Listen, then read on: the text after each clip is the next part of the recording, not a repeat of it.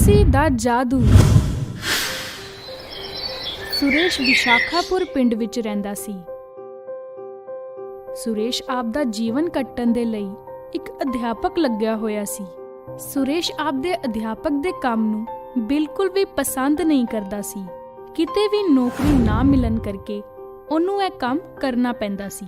ਸੁਰੇਸ਼ ਦੀ ਇੱਕ ਵਹੁਟੀ ਅਤੇ 10 ਮਹੀਨੇ ਦਾ ਇੱਕ ਬੱਚਾ ਸੀ। ਉਹ ਉਹਨਾਂ ਦੇ ਨਾਲ ਹੀ ਆਪਣੀ ਜ਼ਿੰਦਗੀ ਜੀ ਰਿਹਾ ਸੀ। ਇੱਕ ਦਿਨ ਸਕੂਲ ਜਾਂਦੇ ਸਮੇਂ ਉਹਦੀ ਵਹੁਟੀ ਪੂਨਮ ਨੇ ਉਹਨੂੰ ਕਿਹਾ, ਸੁਣੋ, 2 ਸਾਲ ਹੋਣ ਵਾਲੇ ਨੇ, ਤੁਸੀਂ ਇਸੇ ਕੰਮ 'ਚ ਲੱਗੇ ਹੋਏ ਹੋ, ਕੁਝ ਹੋਰ ਕਿਉਂ ਨਹੀਂ ਕਰਦੇ?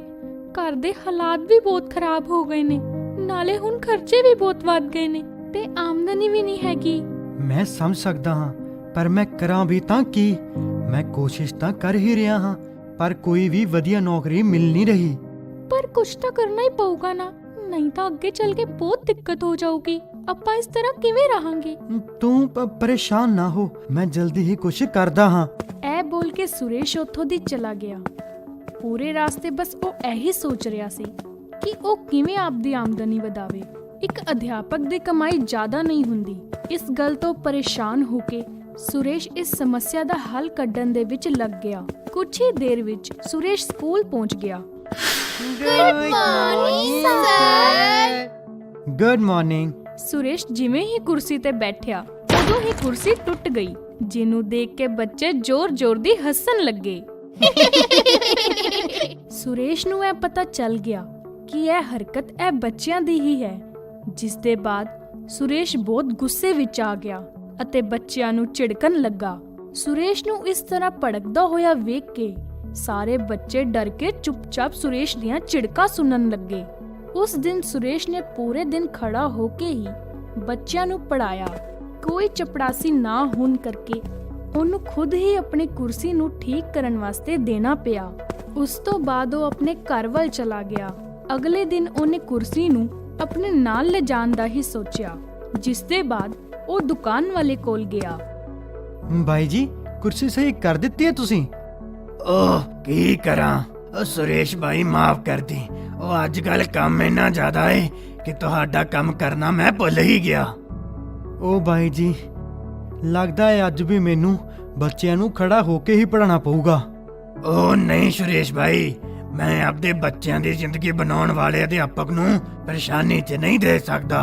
ਤੁਸੀਂ ਇੱਕ ਕੰਮ ਕਰੋ, ਮੈਂ ਕੱਲ ਹੀ ਇੱਕ ਨਵੀਂ ਕੁਰਸੀ ਤਿਆਰ ਕੀਤੀ ਹੈ, ਤੁਸੀਂ ਉਸ ਨੂੰ ਲੈ ਜਾਓ। ਜਦੋਂ ਤੁਹਾਡਾ ਕੰਮ ਹੋ ਜਾਊਗਾ ਤਾਂ ਮੈਨੂੰ ਇਹ ਕੁਰਸੀ ਵਾਪਸ ਕਰ ਦਿਓ। ਪਰ ਤਾਂ ਛੱਡੋ ਅਤੇ ਇਹ ਕੁਰਸੀ ਲੈ ਜਾਓ। ਦੁਕਾਨਦਾਰ ਦੇ ਕਾਫੀ ਵਾਰ ਬੋਲਣ ਤੇ ਵੀ ਸੁਰੇਸ਼ ਕੁਰਸੀ ਲੈ ਕੇ ਸਕੂਲ ਵੱਲ ਚਲਾ ਗਿਆ। ਆਪਦੇ ਅਧਿਆਪਕ ਦੀ ਕੁਰਸੀ ਦੇਖ ਕੇ ਸਾਰੇ ਬੱਚੇ ਹੈਰਾਨ ਹੋ ਗਏ, ਕਿਉਂਕਿ ਸਾਰਿਆਂ ਨੂੰ ਇਹੀ ਲੱਗ ਰਿਹਾ ਸੀ ਕਿ ਉਹਨਾਂ ਨੂੰ ਅਧਿਆਪਕ ਫਿਰ ਖੜੇ ਹੋ ਕੇ ਪੜ੍ਹਾਉਣਗੇ। ਪਰ ਏਦਾਂ ਨਾ ਹੋਇਆ। ਜਦੋਂ ਸਕੂਲ ਖਤਮ ਹੋਇਆ ਤਾਂ ਬੱਚਿਆਂ ਨੇ ਮਿਲ ਕੇ ਫਿਰ ਸ਼ੈਤਾਨੀ ਕੀਤੀ। ਉਹਨਾਂ ਨੇ ਫਿਰ ਸੁਰੇਸ਼ ਦੀ ਨਵੀਂ ਕੁਰਸੀ ਤੋੜਨ ਬਾਰੇ ਸੋਚਿਆ। ਸੁਰੇਸ਼ ਦੇ ਜਾਣ ਤੋਂ ਬਾਅਦ ਬੱਚਿਆਂ ਨੇ ਫਿਰ ਕੁਰਸੀ ਤੋੜ ਕੇ ਉਹਨੂੰ ਉਸੇ ਤਰ੍ਹਾਂ ਰੱਖ ਦਿੱਤਾ। ਜਦੋਂ ਸੁਰੇਸ਼ ਅਗਲੀ ਸਵੇਰ ਕਲਾਸ ਦੇ ਵਿੱਚ ਪਹੁੰਚਿਆ ਤਾਂ ਉਹ ਫਿਰ ਇੱਕ ਵਾਰ ਕੁਰਸੀ ਤੇ ਬੈਠਦੇ ਹੀ ਡਿੱਗ ਗਿਆ, ਜਿਸ ਤੇ ਬੱਚੇ ਫਿਰ ਤੇਜ਼-ਤੇਜ਼ ਹੱਸਣ ਲੱਗੇ। ਇਸ ਵਾਰ ਸੁਰੇਸ਼ ਨੂੰ ਬਹੁਤ ਗੁੱਸਾ ਆਇਆ। ਉਹਨੂੰ ਇਹ ਸਮਝ ਹੀ ਨਹੀਂ ਆ ਰਿਹਾ ਸੀ ਕਿ ਉਹ ਬੱਚਿਆਂ ਨੂੰ ਕਿਵੇਂ ਸਬਕ ਸਿਖਾਵੇ। ਉੱਥੇ ਹੀ ਦੂਜੇ ਪਾਸੇ ਉਹ ਕਾਫੀ ਪਰੇਸ਼ਾਨ ਵੀ ਹੋ ਗਿਆ, ਕਿਉਂਕਿ ਉਹਨੂੰ ਇਹ ਕੁਰਸੀ ਵਾਪਸ ਵੀ ਦੇਣੀ ਸੀ। ਉਹਨੂੰ ਸਮਝ ਨਹੀਂ ਆ ਰਿਹਾ ਸੀ ਕਿ ਉਹ ਹੁਣ ਦੁਕਾਨਦਾਰ ਨੂੰ ਕੀ ਜਵਾਬ ਦਊਗਾ। ਓਹ, ਹੁਣ ਮੈਂ ਬਾਈ ਨੂੰ ਕੀ ਜਵਾਬ ਦਊਂਗਾ? ਬਹੁਤ ਭਰੋਸਾ ਕਰਕੇ ਉਹਨਾਂ ਨੇ ਮੈਨੂੰ ਇਹ ਕੁਰਸੀ ਦਿੱਤੀ ਸੀ। ਜੇ ਉਹਨਾਂ ਨੂੰ ਪਤਾ ਚੱਲਿਆ ਕਿ ਉਹਨਾਂ ਦੀ ਕੁਰਸੀ ਦੀ ਇੰਨੀ ਬੁਰੀ ਹਾਲਤ ਹੋ ਗਈ ਏ ਤਾਂ ਉਹ ਕੀ ਸੋਚਣਗੇ? ਸੁਰੇਸ਼ ਕਾਫੀ ਦੇਰ ਤੱਕ ਇਹੀ ਸੋਚਦਾ ਰਿਹਾ। ਉਹਨੂੰ ਹੁਣ ਸਮਝ ਹੀ ਨਹੀਂ ਆ ਰਿਹਾ ਸੀ ਕਿ ਉਹ ਹੁਣ ਕਰੇ ਤਾਂ ਕਰੇ ਕੀ। ਕਾਫੀ ਦੇਰ ਤੱਕ ਸੋਚਣ ਤੋਂ ਬਾਅਦ ਉਹਨੇ ਕੁਰਸੀ ਨਾ ਦੇਣ ਦਾ ਸੋਚਿਆ। ਇੰਜ ਕਰਦਾ ਹਾਂ, ਜਦੋਂ ਮੇਰੀ ਕੁਰਸੀ ਠੀਕ ਹੋ ਜਾਊਗੀ ਫਿਰ ਬਾਈ ਨੂੰ ਇਹ ਕੁਰਸੀ ਵਾਪਸ ਦੇ ਕੇ ਮਾਫੀ ਮੰਗ ਲਊਂਗਾ। ਜੇ ਜ਼ਿਆਦਾ ਗੁੱਸਾ ਹੋਣਗੇ ਤਾਂ ਇਸ ਦੇ ਪੈਸੇ ਵੀ ਦੇ ਦਊਂਗਾ। ਇਹ ਸੋਚ ਕੇ ਉਹ ਆਪਣੇ ਘਰ ਵੱਲ ਚਲਾ ਗਿਆ। ਪਰ ਉਹ ਬਸ ਇਹੀ ਸੋਚ ਰਿਹਾ ਸੀ ਕਿ ਉਹ ਹੁਣ ਕਿਵੇਂ ਦੁਕਾਨਦਾਰ ਦਾ ਭਰੋਸਾ ਟੁੱਟਣ ਦੀ ਭਰਪਾਈ ਕਰੂਗਾ। ਸੁਰੇਸ਼ ਨੂੰ ਸਾਰੀ ਰਾਤ ਨੀਂਦ ਨਾ ਆਈ। ਅਗਲੀ ਸਵੇਰ ਉਹ ਨਾ ਚਾਹੁੰਦੇ ਹੋਏ ਵੀ ਤਿਆਰ ਹੋ ਕੇ ਸਕੂਲ ਵੱਲ ਚਲਾ ਗਿਆ। ਸਕੂਲ ਜਾਂਦੇ ਹੋਏ ਸਾਹਮਣੇ ਉਹਨੂੰ ਦੁਕਾਨਦਾਰ ਮਿਲਿਆ। ਹੋਰ ਸੁਰੇਸ਼ ਭਾਈ, ਕਿਵੇਂ ਲੱਗੀ ਤੈਨੂੰ ਮੇਰੀ ਆਰਾਮਦਾਇਕ ਕੁਰਸੀ? ਜੀ ਉਹ ਠੀਕ ਹੈ। ਓਏ ਕੀ ਹੋਇਆ ਸੁਰੇਸ਼ ਭਾਈ, ਮੇਰਾ ਕੰਮ ਪਸੰਦ ਨਹੀਂ ਆਇਆ ਕੀ? ਉਹ ਬਾਈ ਜੀ, ਤੁਸੀਂ ਕਿਹੋ ਜਿਹੀ ਗੱਲ ਕਰ ਰਹੇ ਹੋ? ਤੁਹਾਡੇ ਤੋਂ ਕਦੇ ਕੋਈ ਗਲਤੀ ਹੋ ਸਕਦੀ ਹੈ ਕੀ? ਇਹ ਤਾਂ ਤੁਹਾਡਾ ਪਿਆਰ ਏ, ਇਸ ਲਈ ਬੋਲ ਰਹੇ ਹੋ। ਤੁਹਾਡੇ ਹੱਥਾਂ ਦੇ ਵਿੱਚ ਤਾਂ ਜਾਦੂ ਏ, ਮੈਂ ਤਾਂ ਬਹੁਤ ਮਜ਼ੇ ਦੇ ਵਿੱਚ ਬਹਿ ਰਿਹਾ ਹਾਂ। ਹਾਂ, ਇਹ ਹੋਈ ਨਾ ਗੱਲ। ਚਲੋ ਅਧਿਆਪਕ ਜੀ, ਤੁਸੀਂ ਜਾਓ, ਕਿਤੇ ਤੁਸੀਂ ਮੇਰੇ ਕਰਕੇ ਲੇਟ ਨਾ ਹੋ ਜਾਇਓ। ਜੇ ਹੋ ਜਾ ਕੁਝ ਵੀ ਨਹੀਂ ਹੈ, ਚਲੋ ਮੈਂ ਚੱਲਦਾ ਹਾਂ। ਸੁਰੇਸ਼ ਸਕੂਲ ਵੱਲ ਚਲਾ ਗਿਆ। ਆਪਦੀ ਕਲਾਸ ਦੇ ਵਿੱਚ ਪਹੁੰਚਣ ਤੋਂ ਬਾਅਦ ਉਹਨੇ ਦੇਖਿਆ ਉਹਦੀ ਕੁਰਸੀ ਜਿਹੜੀ ਕੱਲ ਬੱਚਿਆਂ ਨੇ ਤੋੜ ਦਿੱਤੀ ਸੀ, ਉਹ ਹੁਣ ਬਿਲਕੁਲ ਸਹੀ ਆਪਦੀ ਜਗ੍ਹਾ ਤੇ ਰੱਖੀ ਹੋਈ ਸੀ। ਇਹ ਸਭ ਦੇਖ ਕੇ ਸੁਰੇਸ਼ ਕਾਫੀ ਹੈਰਾਨ ਹੋਇਆ। ਓਏ, ਇਹ ਕਿਵੇਂ ਹੋ ਸਕਦਾ ਹੈ? ਇਹ ਤਾਂ ਕੱਲ ਟੁੱਟੀ ਹੋਈ ਸੀ। ਉਹਨੇ ਜਦੋਂ ਬੱਚਿਆਂ ਤੋਂ ਇਸ ਬਾਰੇ ਚ ਪੁੱਛਿਆ ਕਿ ਇਹ ਸਭ ਉਹਨਾਂ ਨੇ ਕੀਤਾ ਹੈ, ਤਾਂ ਬੱਚਿਆਂ ਨੇ ਇਸ ਗੱਲ ਤੋਂ ਸਾਫ਼ ਮਨਾ ਕਰ ਦਿੱਤਾ। ਸੁਰੇਸ਼ ਨੂੰ ਸਮਝ ਨਹੀਂ ਆ ਰਿਹਾ ਸੀ ਕਿ ਇਹ ਸਭ ਕਿਵੇਂ ਹੋਇਆ। ਕਾਫੀ ਦੇਰ ਤੱਕ ਸੋਚਣ ਤੋਂ ਬਾਅਦ ਸੁਰੇਸ਼ ਨੇ ਖੁਦ ਨੂੰ ਕਿਹਾ, ਅੱਡ ਹੀ ਜਾਦੂ ਹੈ ਇਸ ਕੁਰਸੀ ਦਾ, ਤਾਂ ਆਪੇ ਹੀ ਠੀਕ ਹੋ ਗਈ। ਕਾਸ਼ ਇਹ ਜਾਦੂ ਮੇਰੀ ਜ਼ਿੰਦਗੀ ਦੇ ਵਿੱਚ ਵੀ ਹੁੰਦਾ। ਆਪਦੀ ਬਿਖਰੀ ਹੋਈ ਜ਼ਿੰਦਗੀ ਨੂੰ ਕਾਸ਼ ਮੈਂ ਇਸੇ ਤਰ੍ਹਾਂ ਹੀ ਠੀਕ ਕਰ ਸਕਦਾ। ਬੜੇ ਹੀ ਉਦਾਸ ਮਨ ਦੇ ਨਾਲ ਸੁਰੇਸ਼ ਨੇ ਇਹ ਸਾਰੀ ਗੱਲ ਕਹੀ ਅਤੇ ਫਿਰ ਉਹ ਬੱਚਿਆਂ ਨੂੰ ਪੜ੍ਹਾਉਣ ਲੱਗ ਗਿਆ। ਜਦੋਂ ਉਹ ਬੱਚਿਆਂ ਨੂੰ ਪੜ੍ਹਾ ਰਿਹਾ ਸੀ, ਉਦੋਂ ਹੀ ਸਕੂਲ ਦੇ ਪ੍ਰਿੰਸੀਪਲ ਉੱਥੇ ਆ ਗਏ। ਸੁਰੇਸ਼, ਮੈਂ ਤੇਰੇ ਨਾਲ ਕੋਈ ਗੱਲ ਕਰਨੀ ਹੈ। ਜੀ ਸਰ, ਬੋਲੋ। ਅੱਜ ਕੱਲ ਬੱਚਿਆਂ ਦੇ ਮਾਤਾ ਪਿਤਾ ਕਾਫੀ ਜ਼ਿਆਦਾ ਸ਼ਿਕਾਇਤਾਂ ਕਰ ਰਹੇ ਨੇ। ਸਰ, ਕਿਹਦੀਆਂ? ਤੁਹਾਡੀ। ਹਾਂ, ਪਰ ਕਿਉਂ ਸਰ?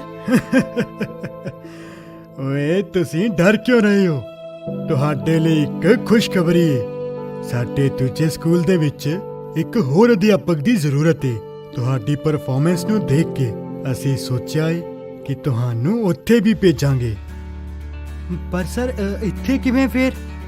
ਸਾਡਾ ਨਵਾਂ ਸਕੂਲ ਸ਼ਾਮ ਦਾ ਹੈ, ਤਾਂ ਇੱਥੋਂ ਪੜ੍ਹਾਉਣ ਤੋਂ ਬਾਅਦ ਤੁਸੀਂ ਉੱਥੇ ਜਾ ਸਕਦੇ ਹੋ। ਅਤੇ ਹਾਂ, ਉੱਥੇ ਦੀ ਸੈਲਰੀ ਇੱਥੇ ਨਾਲੋਂ ਡਬਲ ਹੋਊਗੀ। ਕੀ? ਡਬਲ? ਹਾਂ, ਹੁਣ ਤੁਸੀਂ ਮੈਨੂੰ ਆਪਦਾ ਜਵਾਬ ਦੱਸ ਦਿਓ। ਬਾਕੀ ਕੋਈ ਦਿੱਕਤ ਹੋਵੇ ਜਾਂ ਪਰੇਸ਼ਾਨੀ ਹੋਵੇ ਤਾਂ ਮੇਰੇ ਨਾਲ ਗੱਲ ਕਰ ਸਕਦੇ ਹੋ। ਐਦਾਂ ਕਹਿ ਕੇ ਪ੍ਰਿੰਸੀਪਲ ਉੱਥੋਂ ਦੀ ਚਲੇ ਗਏ। ਉੱਥੇ ਹੀ ਸੁਰੇਸ਼ ਦੀ ਖੁਸ਼ੀ ਦਾ ਕੋਈ ਠਿਕਾਣਾ ਹੀ ਨਹੀਂ ਸੀ। ਇਕੱਠੇ ਦੋ ਕੰਮਾਂ ਦਾ ਮਤਲਬ ਜ਼ਿਆਦਾ ਪੈਸਾ ਅਤੇ ਜ਼ਿਆਦਾ ਪੈਸਿਆਂ ਦਾ ਮਤਲਬ ਘਰ ਦੀ ਪਰੇਸ਼ਾਨੀ ਦੂਰ ਹੋਣਾ।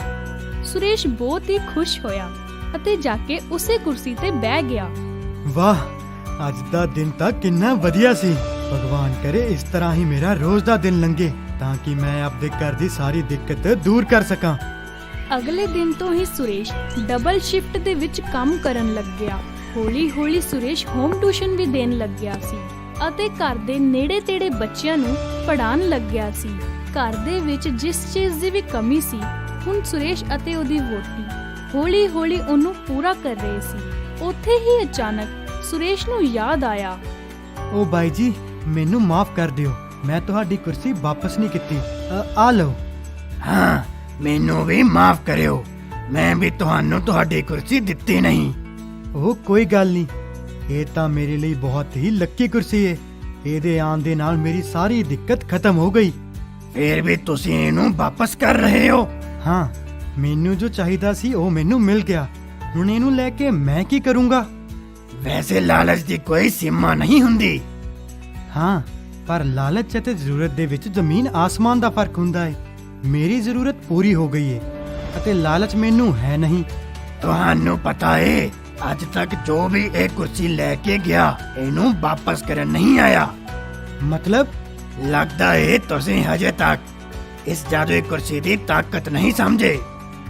ਕੀ ਸੱਚੀਓ ਇਹ ਕੁਰਸੀ ਜਾਦੂਈ ਹੈ? ਹਾਂ, ਅੱਜ ਤੱਕ ਇਹ ਜਿੱਥੇ ਵੀ ਗਈ ਹੈ, ਲੋਕਾਂ ਨੇ ਇਹਦੀ ਤਾਕਤ ਸਮਝ ਕੇ ਇਹਨੂੰ ਆਪਣੇ ਕੋਲ ਰੱਖ ਲਿਆ। ਪਰ ਲਾਲਚ ਨਾਲ ਰੱਖੀ ਹੋਈ ਚੀਜ਼ ਕਦੇ ਵੀ ਨਹੀਂ ਟਿਕਦੀ, ਇਸ ਲਈ ਇਹ ਕੁਰਸੀ ਹਰ ਵਾਰ ਵਾਪਸ ਮੇਰੇ ਕੋਲ ਆ ਜਾਂਦੀ ਹੈ। ਪਰ ਤੁਸੀਂ ਪਹਿਲੇ ਹੋ ਜਿਹਨੇ ਮੈਨੂੰ ਇਹ ਕੁਰਸੀ ਇਮਾਨਦਾਰੀ ਨਾਲ ਵਾਪਸ ਕਰ ਦਿੱਤੀ। ਮੈਨੂੰ ਹਲੇ ਤੱਕ ਲੱਗ ਰਿਹਾ ਸੀ ਕਿ ਇਹ ਕੁਰਸੀ ਮੇਰਾ ਨਸੀਬ ਖੋਲਣ ਆਈ ਏ ਅਤੇ ਮੈਂ ਇਹਦੇ ਆਉਣ ਦੇ ਨਾਲ ਖੁਦ ਨੂੰ ਭਾਗਾਂ ਵਾਲਾ ਸਮਝ ਰਿਹਾ ਸੀ। ਇਹ ਕੁਰਸੀ ਦਾ ਹੀ ਜਾਦੂ ਏ। ਜੋ ਵੀ ਤੁਸੀਂ ਹਾਲੇ ਤੱਕ ਸੋਚਿਆ ਅਤੇ ਆਪਦੇ ਲਈ ਮੰਗਿਆ, ਉਹ ਸਭ ਇਸ ਕੁਰਸੀ ਨੇ ਤੁਹਾਨੂੰ ਲਿਆ ਕੇ ਦੇ ਦਿੱਤਾ। ਮੇਰਾ ਕੰਮ ਇੱਥੇ ਹੀ ਖਤਮ ਹੋਇਆ। ਮੈਨੂੰ ਕਿਸੇ ਨੇ ਇਸ ਕੁਰਸੀ ਦਾ ਸਹੀ ਮਾਲਕ ਲੱਭਣ ਦੇ ਲਈ ਕਿਹਾ ਸੀ, ਜਿਹੜਾ ਲਾਲਚੀ ਨਾ ਹੋਵੇ। ਅੱਜ ਮੇਰਾ ਕੰਮ ਪੂਰਾ ਹੋਇਆ ਅਧਿਆਪਕ ਸਾਹਿਬ। ਹੁਣ ਤੁਸੀਂ ਇਸ ਕੁਰਸੀ ਦੇ ਮਾਲਕ ਹੋ। ਇਹਨੂੰ ਲੈ ਕੇ ਜਾਓ ਅਤੇ ਇਹਨੂੰ ਸਹੀ ਢੰਗ ਨਾਲ ਵਰਤਿਓ। ਸੁਰੇਸ਼ ਨੂੰ ਹੁਣ ਸਮਝ ਆ ਗਿਆ ਸੀ ਕਿ ਉਹਦੇ ਨਾਲ ਜੋ ਵੀ ਹੋ ਰਿਹਾ ਹੈ ਉਹ ਸਭ ਇਹ ਜਾਦੂਈ ਕੁਰਸੀ ਹੀ ਕਰ ਰਹੀ ਸੀ। ਦੁਕਾਨਦਾਰ ਦੇ ਕਹਿਣ ਤੇ ਉਹਨੇ ਉਹ ਕੁਰਸੀ ਰੱਖ ਲਈ ਅਤੇ ਖੁਸ਼ੀ-ਖੁਸ਼ੀ ਉਹਨੂੰ ਆਪਣੇ ਘਰੇ ਲੈ ਗਿਆ। ਉਸ ਦਿਨ ਤੋਂ ਸੁਰੇਸ਼ ਨੂੰ ਜਦੋਂ ਵੀ ਕੁਝ ਚਾਹੀਦਾ ਹੁੰਦਾ ਸੀ ਤਾਂ ਉਹਨੇ ਉਸ ਕੁਰਸੀ ਤੋਂ ਮੰਗ ਲਿਆ ਅਤੇ ਕਦੇ ਵੀ ਉਸ ਦਾ ਗਲਤ ਇਸਤੇਮਾਲ ਨਹੀਂ ਕੀਤਾ।